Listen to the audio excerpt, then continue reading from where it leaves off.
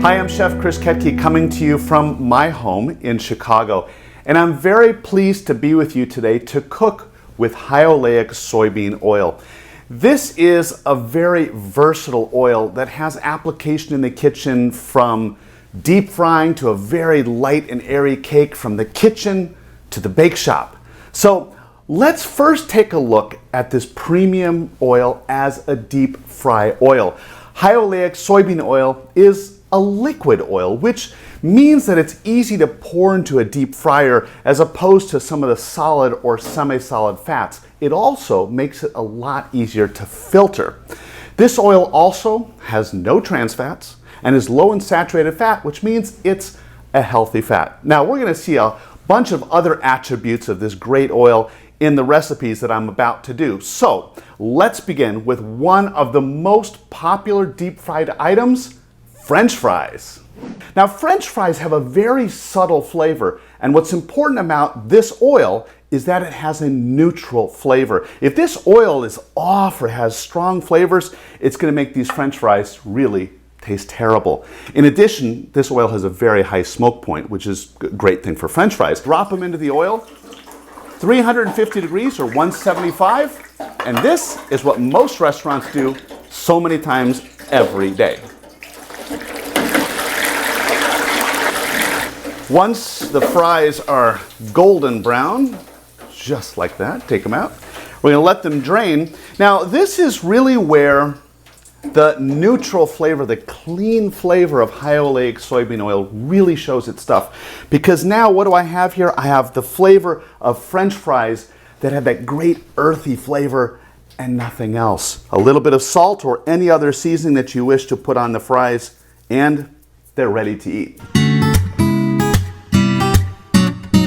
So now that we just got done with those delicious French fries, crunchy on the outside, soft and fluffy in the middle, we're going to move to a battered product. So this is going to be battered fish.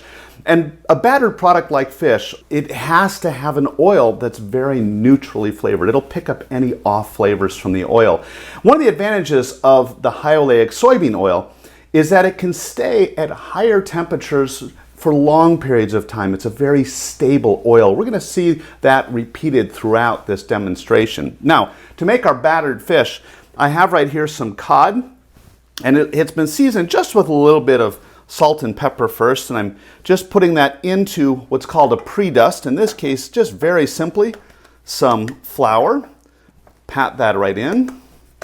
And what that's going to do is allow for the batter to stick better and more evenly to the fish. So I drop it into the batter and then coat it very nicely. Now this gets a little bit messy, and we're going to do what's called the swimming method here. Now the swimming method basically means I'm going to take this once it's coated, come up here and drop it right into the oil. 350 Fahrenheit, or what would be 175 degrees Celsius. Our cod is done.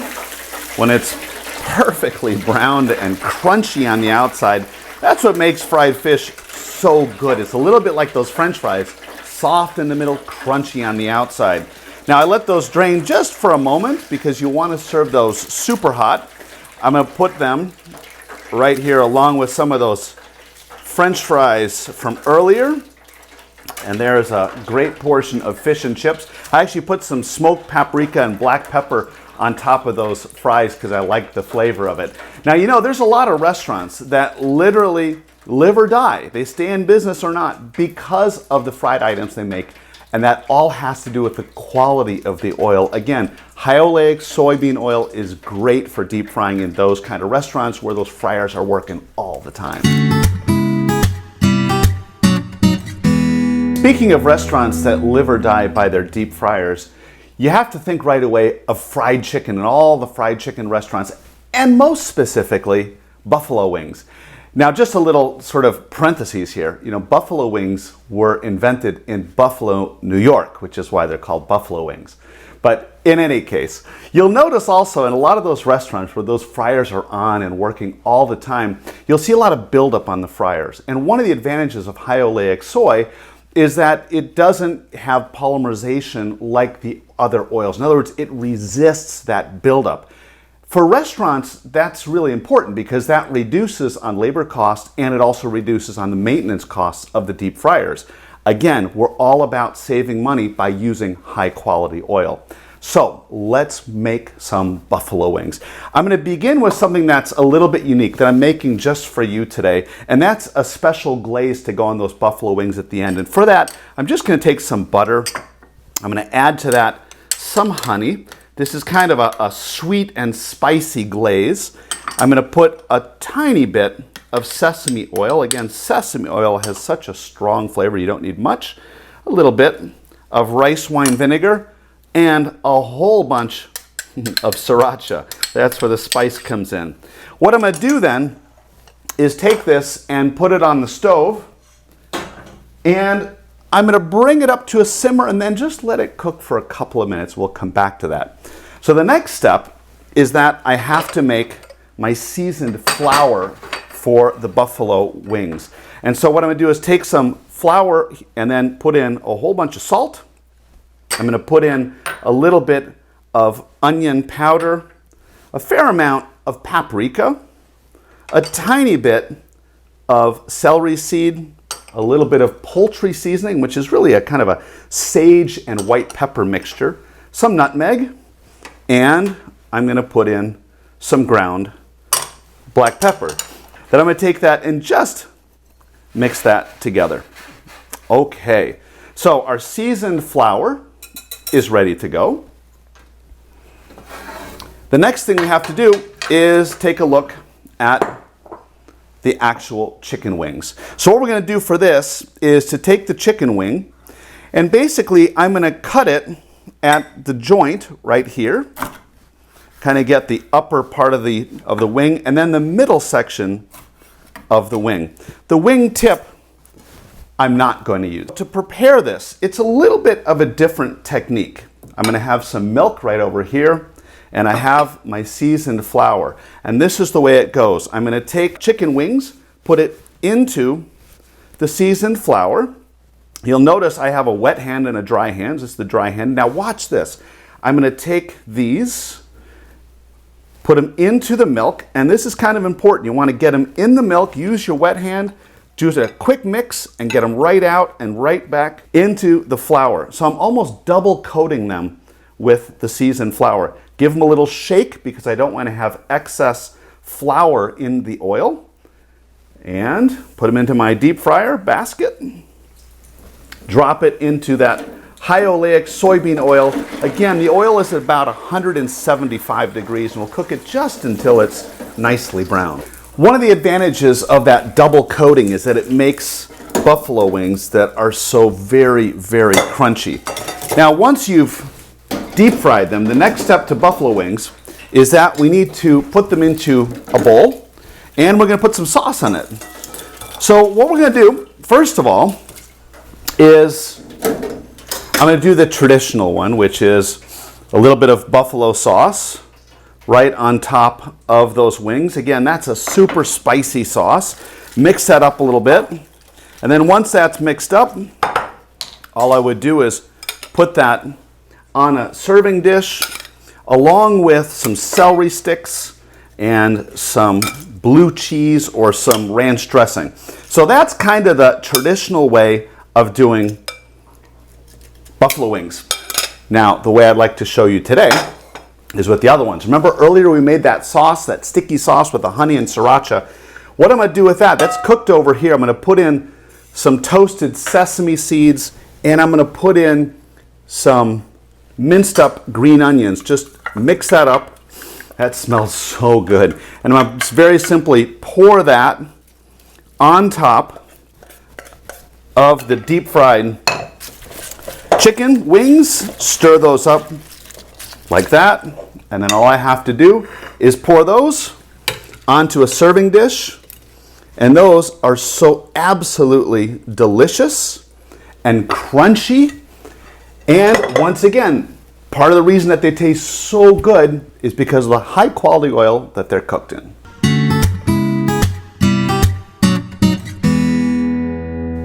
Breading is another technique where high oleic soybean oil really shines. Even with the abuse of high heat and little bits of breadcrumbs that fall off into the oil during the frying process, high oleic soybean oil is up to the task and lasts 2 to 3 times longer than common oils. And what does that mean for restaurants? Well, it means savings in terms of oil and the labor it takes to change out the fryer. So what are we going to make for a breaded item? How about tonkatsu? So to make it, I've already taken our pork loin right over here, and I like to brine it for about an hour in a mixture of sugar, salt, water, a little ginger, garlic. And then I just take a knife and I slice through the fat cap on top of the pork chop. Then I'm going to take this jacquarder that basically puts needles into the meat. That helps to tenderize it. And then I'm going to place this into plastic wrap, flip it over. I'm going to use sort of the pointed part of the meat mallet. And I'm just going to flatten this on both sides a little bit. And that's done to flatten it, but also to tenderize the meat just a little bit more. Now, for the breading process. We're going to do a standard breading, which is flour, egg, and panko breadcrumbs. And for this, I'm going to start with my wet hand. Wet hand puts it into the flour. My dry hand moves it in the flour, takes it out, puts it into the egg. My wet hand then takes it out of the egg and puts it into the panko. My dry hand then flips that around in the panko.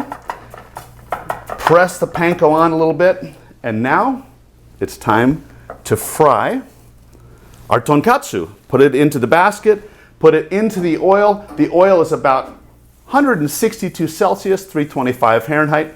Takes about 8 or 9 minutes. Once the tonkatsu is done, we're simply going to remove it from the deep fryer, let it drain for just a couple of moments. And again, one of the things about this oil is it seals that outside. It makes it so crunchy and so moist and delicious in the middle. So let's sort of cut it up and see how it is. So I'm going to take a sharp knife and just make some cuts right through it. You can hear the crunchiness of those breadcrumbs. Take this, slide it onto a serving tray. Oh, it's still beautiful inside, nice and moist. I'm going to serve it with some shredded cabbage and, of course, a little bit of tonkatsu sauce. And there it is.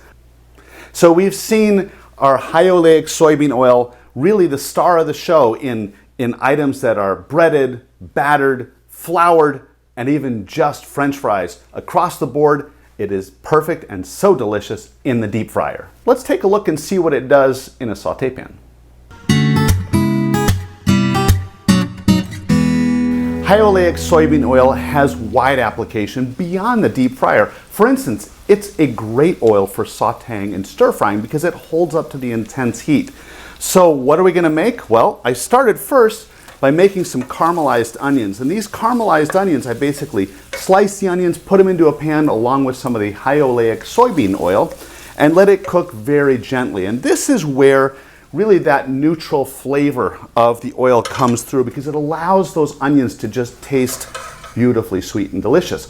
Now the dish that we're making is a little bit like the tonkatsu, but it's my version. So it's an Indiana pork tenderloin sandwich, and this is how we make it in Indiana.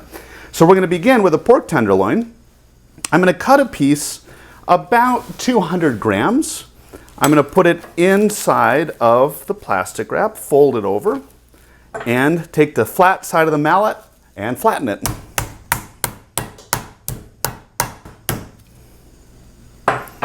You want to flatten it to about 1/4 of an inch. Take it out of the plastic wrap, and then I'm going to season this with just a mixture of salt and pepper on both sides. And then I'm going to take some buttermilk. I'm going to pour the buttermilk into the egg mixture. It just gives it a little bit more of a tang. Now my pan is getting warm. I'm going to take the high oleic soybean oil and pour it into the pan. And you really have to put a whole bunch of oil into the pan. Now back to our tenderloin. We're going to do the old wet hand, dry hand. So wet hand into the flour, flip it in the flour with the dry hand, into the eggs with the wet hand, move it around, put it into breadcrumbs. This time it's not panko breadcrumbs, these are just standard breadcrumbs. And once that's nicely done, all I have to do then is place it into that oil once the oil is really good and hot. The pork tenderloin is done as soon as both sides of it are good and crispy. I'm just going to let that sit for a second because now it's time for us to put the sandwich together, which is rather decadent. Okay, here we go. Just like we do in America, we have a bun, we have ketchup, and we have mustard. And then on top of that, I'm going to put that pork tenderloin. It should stick out from the sides of the bun a little bit. And then I'll put on lettuce, maybe a tomato slice, a few pickles. Love the pickles. Really, it's anything you want. And of course, let's not forget those caramelized onions that were cooked ever so gently and slowly in the high oleic soybean oil. And lastly, because I love it, a little bit of mayonnaise. I'm going to spread on the top of the bun, which actually makes me sort of think a little bit about all the things you can do with high oleic soybean oil in cold applications like mayonnaise and vinaigrettes. It works perfectly there just as well as the high heat application. So the lid goes on and that is ready to eat.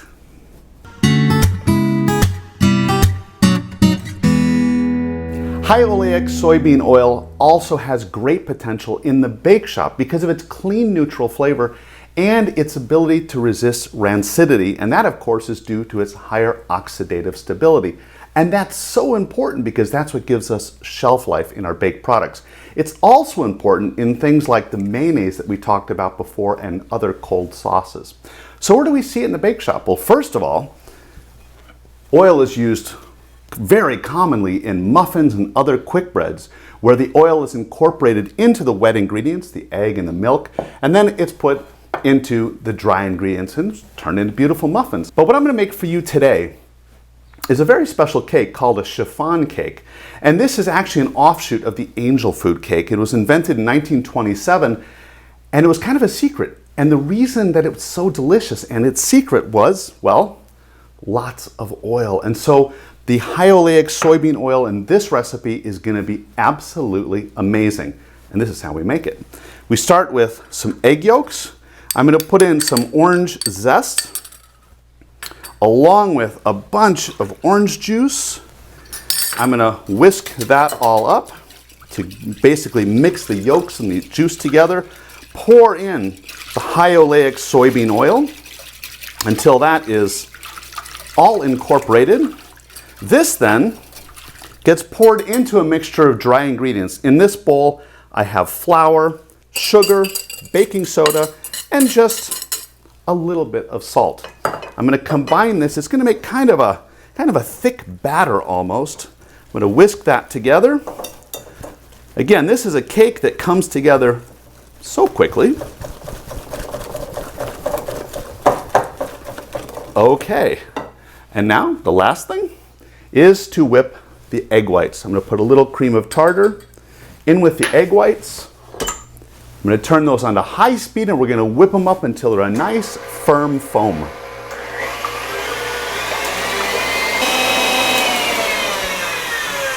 It only takes a couple of minutes to whip up those egg whites. You want to be sure that the egg whites are completely firm but not dried out. And then I'm going to simply put those egg whites into our mixture. And I want to fold the egg whites in without deflating them, but at the same time being sure that we have a nice homogeneous mixture. That's always the challenge whenever you're leavening with egg whites. Now that it's all mixed up, we have a very special pan that we use for this pastry, for this cake. And I'm just going to pour it all around the pan. One of the things that's essential to this cake is that you never grease the outside of the pan, because we want to be sure that it kind of almost sticks to the pan when it goes into the oven. That helps it rise. When it's all in here, we're going to bake this at 350 degrees, which is about 175 Celsius, for about 45 minutes or so. As our chiffon cake bakes in the oven, it's going to rise way up because of those egg whites. And interestingly, when it comes out, you actually cool it inverted, Now this cake is going to be light as a feather, but also very rich because of the high oleic soybean oil that we put into it. All you have to do right now is cut yourself a slice and enjoy it in all of its crowning glory. Look at all the food that we've made in just a very short period of time.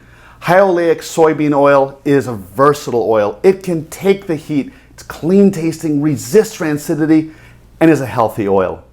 It was such a pleasure being with you today.